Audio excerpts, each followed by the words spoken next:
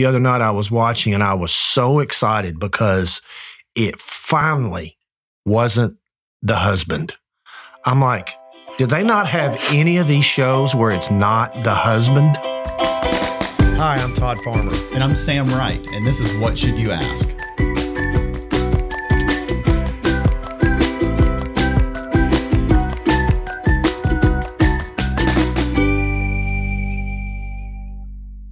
So we're talking about unsolved crimes in Kentucky today, right? That's right.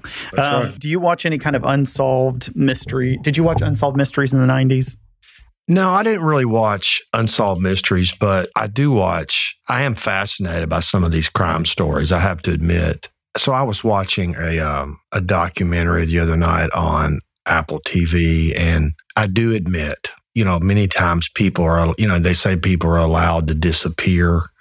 I was watching the guy, absconded, and he was on the run for a couple of years. Yes. I do admit I did lay in bed that night for at least 30 minutes thinking, okay, if I was going to disappear, how would I do it? How would I do it? I believe, for the record, that's the one TV series that I referred to you that you watched, right? That's correct. Normally that's the only one. The information is flowing this way. That's right. So are there, do you listen to any crime podcasts? You don't. You're all business on podcasts, aren't you?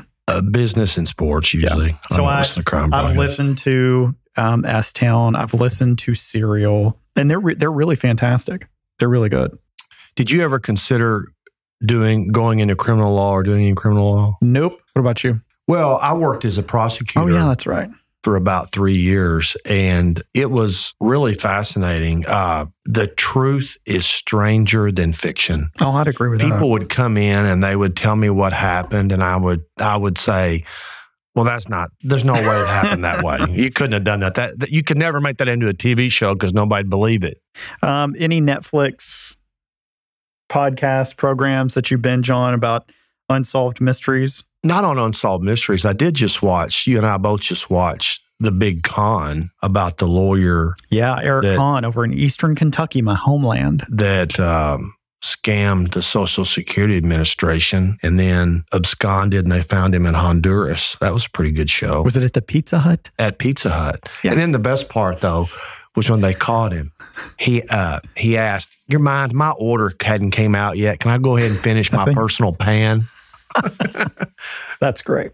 Today on What Should You Ask, we have news journalist and podcaster Shay McAlister joining us. She'll discuss some well-known Kentucky unsolved crimes, including the Bardstown Crystal Rogers case.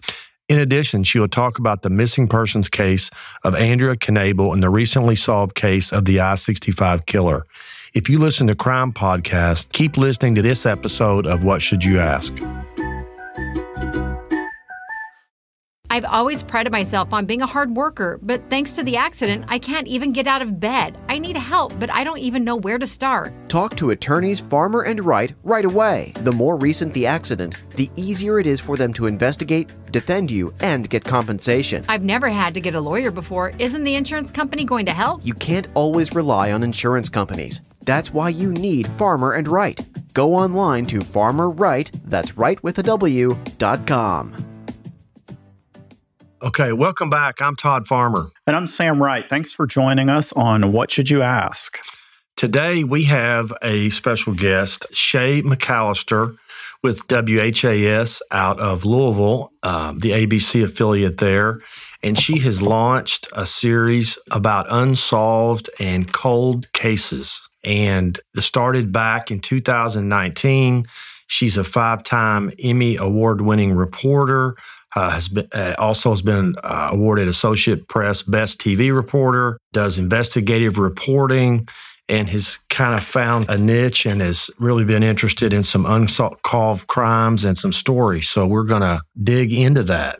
So real Emmys. So like, do you have this, if we could show, we can't show the viewers, but like the statues Emmys, right? Yes, exactly. They're the gold ladies. They look just like what you see on TV. That's exactly what I wanted to know. That is exactly what I wanted to know. That's fantastic. So yes, let's talk a little bit about unsolved murders and missing people. Why is our culture so fascinated with these stories? I mean, there's, seems like it's everywhere. Everywhere. TV shows, podcasts, everything.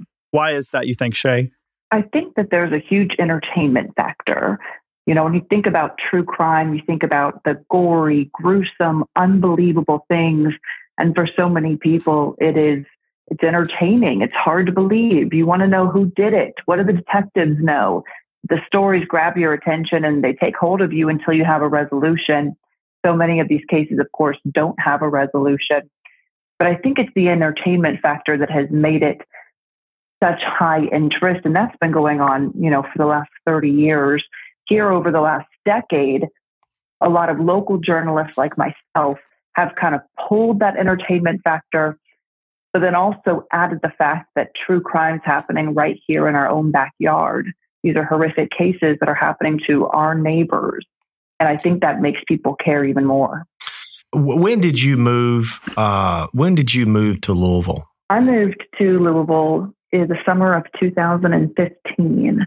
I was straight out of college and I got my first job as a general assignment reporter at WHAS 11, a TV station in Louisville. Okay. Was that right about the time of the Crystal Rogers disappearance? Yes, exactly. Crystal disappeared July 4th weekend of 2015. I moved here right around that same time. I'm a little familiar with that case, but for our viewers that aren't familiar, give us a little background about that case. Gladly. So Crystal Rogers was 35 years old when she disappeared. She was a mother of 5 children. She lived in Bardstown, Kentucky, which is about 50 minutes south of Louisville, a small town. It's been named America's most beautiful small town.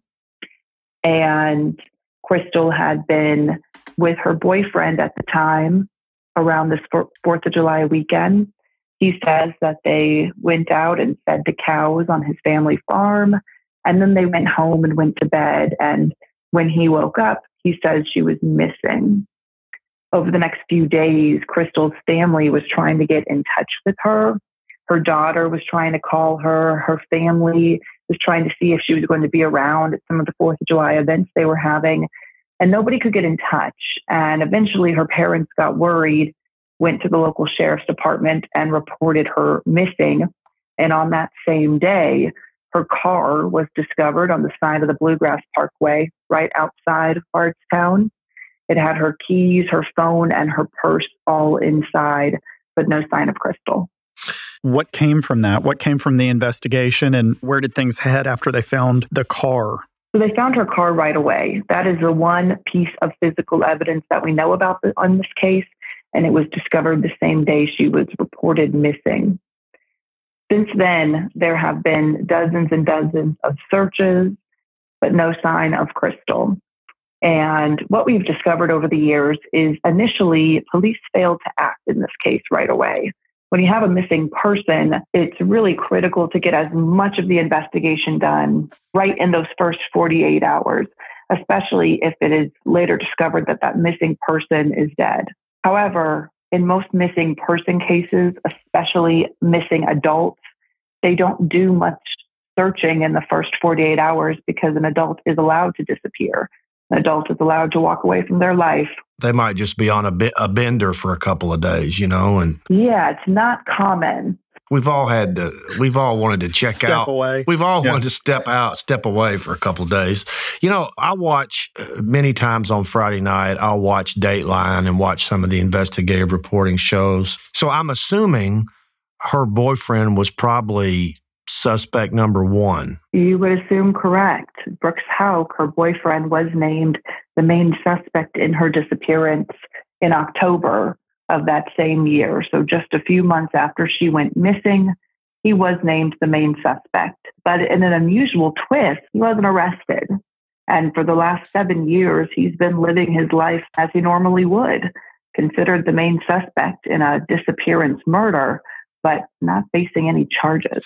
What does the police do with a case like this? Do they box it up and don't ever think about it again? Or does it go on a shelf? Or does it periodically get reviewed? How does the process work? I think that certainly depends on the police department we're talking about. In this particular case, there has been so much publicity about Crystal Rogers. Her family has refused to let her name leave the public eye. And for that reason, the police have had to stay on top of it. And In Crystal's case, it's pretty well-known knowledge at this point that police didn't act quickly at the beginning, but they certainly started working harder within a year of the case. And most recently, the FBI took over this case. So I think in a lot of missing person cases, a lot of cases that do go cold, there's a situation where they might put it on a shelf. They might not look at it again, but that has not happened in this one. I think I saw, was there actually an FBI raid in this case? There has been multiple. The FBI stepped in 2020, and at that time, they served dozens of search warrants on multiple different homes and farms and properties. They interviewed hundreds of witnesses. They were even searching areas that were close to Crystal, such as a former storage unit. So once the FBI stepped in, they started from scratch on their investigation. They considered everything as needing to be redone. All right. So this case is basically just waiting out. It sounds like it's just sitting out there, just waiting for a tip. I think this case, yes, and so many others like it, are going to depend on a critical piece of evidence from the public. Police say that often, that they need people to speak up. In this particular case, we know that police had narrowed in on one certain family, a very tight-knit family, and anyone who does know anything in this case is choosing to stay quiet at this time. As I was reading through some of these unsolved cases, tell me about, as part of this investigation, did you get involved in the Tommy Ballard case as well? Yes. So Tommy Ballard is Crystal Rogers' father, and he was killed 16 months after Crystal disappeared. He was considered the lead investigator on her case, informally, of course. He was not part of law enforcement, but he did hold search parties for her. How was he killed? He was killed by one shot through his chest. Like at his house or like on the side of the road? Tell me about that. This is bizarre. How'd that happen? He was actually out hunting with his grandson the weekend before Thanksgiving in 2016 on family property he was incredibly familiar with and spent a lot of time on, and someone shot him. His grandson had been walking back to the car when it happened, heard the shot, turned around, saw his grandfather, Tommy, laying on the ground, and ran up and grabbed his phone and called his grandmother. Wow. Well, that sounds like somebody didn't like him asking questions. Okay, we're going to take a short break, and when we return, we'll continue talking to Shay McAlister about the disappearance of Andrea Knabel and the solved I-65 case. This is What Should You Ask? I never thought it would happen to me. I'm going through a terrible divorce, and I think I'm going to have to declare bankruptcy. I don't even know the first step to take. Attorneys Farmer and Wright have helped many people just like you navigate this difficult situation. I'm going to need help with bills fast. The debts are racking up. That's why Farmer and Wright is the first call you need to make. Bankruptcy is a difficult process, but they'll meet with you, offer you compassion, and fight for you. Go online to Farmer Wright, that's wrightwithaw.com. Welcome back. I'm Todd Farmer. And I'm Sam Wright. Thanks for joining us on What Should You Ask? Today we have WHAS ABC reporter Shay McAlister. For the last 7 years, she's been focusing her television career on discussing unsolved missing and murder cases in our bluegrass state, right? That's right. You've been recognized for your Unsolved series on WHAS. What are some cold cases in which you would like to get more exposure? Well, I've covered dozens of cold cases over the years. It's hard to choose one that I think needs more exposure. Honestly, they all do. They all have families on the other side. But some of the ones that the families stay in touch with me and contact me very regularly is Michael Gorley, who's a missing man. We have Claude Shelton, who's a missing man. We have, the list goes on and on. We also have all of them at WHAS11.com/unsolved, where you can see all of the cases, exactly what happened, what police know right now, and what they need to move the case forward. Yeah. So tell us about the Andrea, is it Knabel case? Yes, Knabel, exactly. Tell us about that. So Andrea Knabel is another missing mother. She's from Louisville, Kentucky. She had 2 young children when she disappeared in 2019. Andrea's case is a little bit like what we hear more often, where she was going through a tough time. She was with a bad crew of people. She'd lost her job. She'd lost her home. She was couch surfing at this time. And this is a really common state when we hear about people disappearing. One difference with her case, which is a similarity to Crystal's, is her family has kept her name in the headlines. They search very publicly for her often, and they have kept pressure on police to find answers in her case. But the last night that she was missing, she got into an argument with part of the family. She went to her sister's house, talked it over with her sister, was feeling okay. Her sister said, go back to mom's house, sleep it off, you'll feel better. And that walk back to her mom's house was the last time anyone saw her. Oh, wow. So what kind of investigation has taken place? What kind of, clues or tips has law enforcement received? In this particular case, we don't know exactly how the investigation looks. It's being led by the Louisville Metro Police Department, the biggest law enforcement agency in the state, and also one of the most difficult to get information from. So they really have not shared with us where the investigation stands and what they need, and that's pretty typical of them. But we do know that the family has hired multiple different private investigators on this case. All of which believe that she met up with people that night, something went wrong, and nobody is talking about it. There's the I-65, or it was called, the name of the motel. That was the other reference to this unsolved murders, right? Oh, Super 8. Tell us a little bit about that case.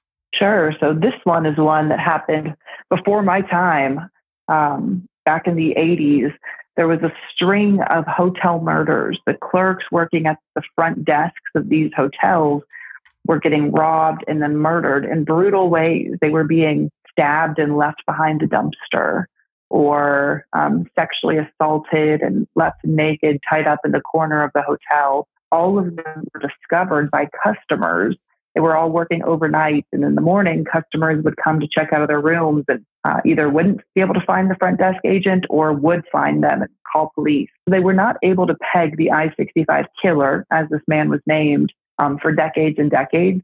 But just recently, a huge investigation between multiple agencies used DNA genealogy records to link one man, Harry Greenwell, as the killer.